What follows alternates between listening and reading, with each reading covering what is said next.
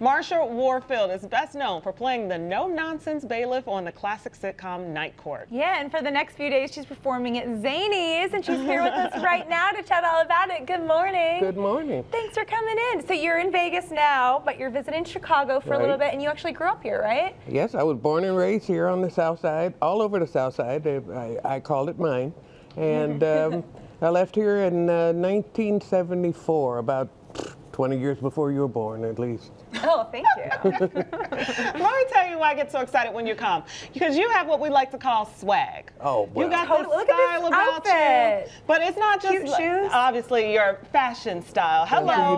But it's swag. And because yes. and you know what it is? It's the confidence that you carry. Well, it's the confidence that you carry. It's awesome. Thank you. I fake it good. And obviously you got your start with Night Court. A lot of people know you from that. And now there are so many court shows that are on TV. Right. Do you feel like your show kind of paved the way, opened the doors for some of those? Oh, we have a lot on the U right here. Please don't blame me.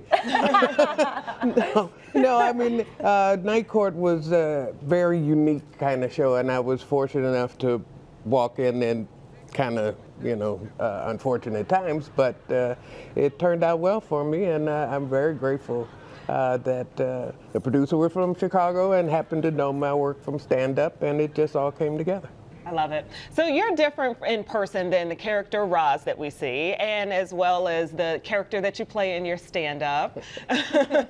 You're laughing, why? Well, it's pretty much all me. We just change the clothes. Roz and I have a lot in common, and, I try to be mainly myself on stage. And you took about 20 years off of doing stand-up, right? Well, it depends on who's counting. If you count from the time I count, it's about 15 years. If you count from the time the industry forgot, it's about 20 years. So what were you doing in all that time? Like, where does someone that has this buzz in Hollywood, this Hollywood name, where do you go?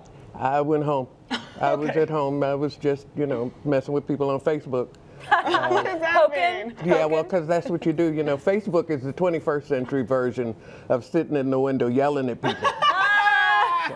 That is a true quote right there. Yelling people, get off my lawn. Get off my page.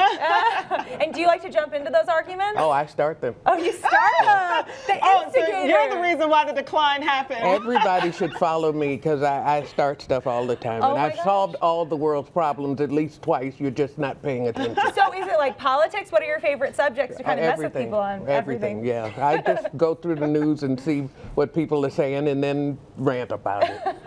All right. Well, how about let's talk about your stand-up a little bit more too. You're on the road. How has that kind of changed? How's being back on the road again? Well, the travel, it's all the same. I like being in different places. I like the change in the weather. I live in Vegas. We just get too much sunshine. Yeah. It's just played out after a while. So I like to come in and get some rain and snow and dark all day. You got to come back to Chicago for that. So we're talking probably 30, 40 years later after the first part of your career, the first half. Now we're in the second half. What's different? The outfit. There's a whole lot different. I try not to wear skirts like that again. Why? Well, it's cold. There's certain. I like to stay warm, and what's different about your comedy?